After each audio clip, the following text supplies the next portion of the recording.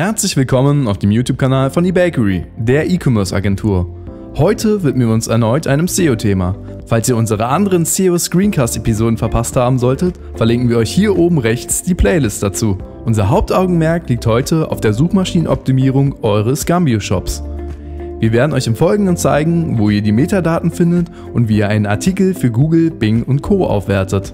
Dazu gehen wir in unser Gambio Backend und begeben uns in der linken Spalte auf Artikel und Kategorien. Solltet ihr grundlegend einen neuen Artikel erstellen wollen, habt ihr mit dem Erstellen-Button die Möglichkeit dazu. Wir gehen für unsere Demonstration mal in diesen Testartikel rein.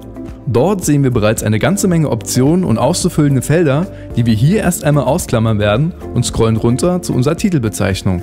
Der Titel sollte idealerweise 55 Zeichen nicht überschreiten und unser Fokus-Keyword am Anfang enthalten. Wie ihr die Google Search Console beispielsweise nutzen könnt, um relevante Keywords, nach denen eure Kunden auch suchen, zu finden, haben wir bereits in unserem Shopware-Video gezeigt. Dieses ist oben rechts verlinkt. Für die Artikelbeschreibung könnt ihr einige strukturschaffende Mittel verwenden. Dazu zählen die Bullet Points, die ihr hier bereits seht. Außerdem darf euer Fokus-Keyword sowohl in der H2 eurer Beschreibung als auch in der Artikelbeschreibung selbst nicht fehlen.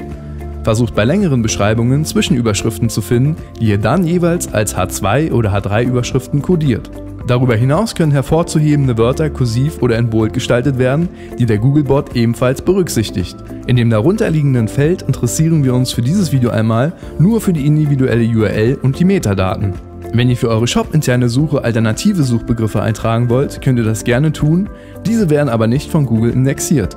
Genauso wenig wie die Meta-Keywords. Habt ihr die URL-Keyword-Spalte nicht ausgefüllt, sollte euer Titel als URL hinterlegt sein.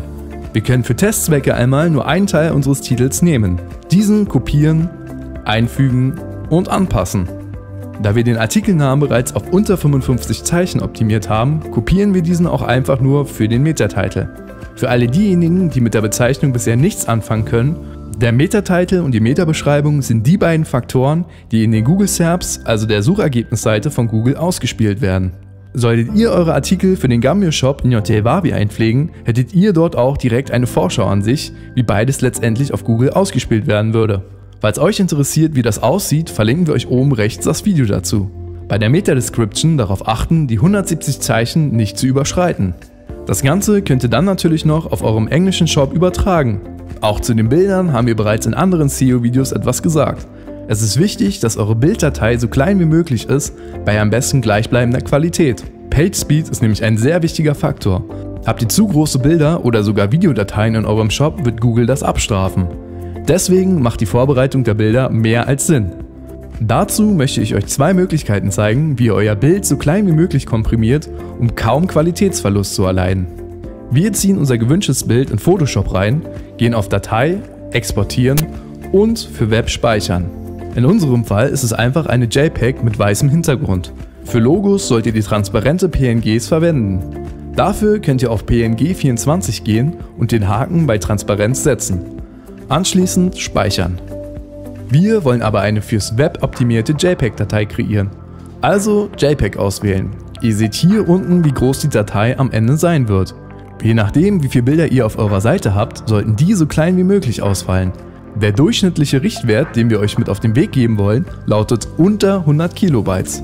Verändern könnt ihr die Kompression mit dem Qualitätsregler. In unserem Fall lassen wir das Ganze mal bei 55%. Beim Abspeichern bringen wir direkt unser Fokus-Keyword in Bindestrich-Schreibweise unter und speichern ab. Zurück im Gambio Backend fügen wir unser optimiertes Bild ein und bringen erneut noch einmal unser Fokus-Keyword im Alternativtext unter. Als letzten Schritt bis ganz nach unten scrollen und abspeichern.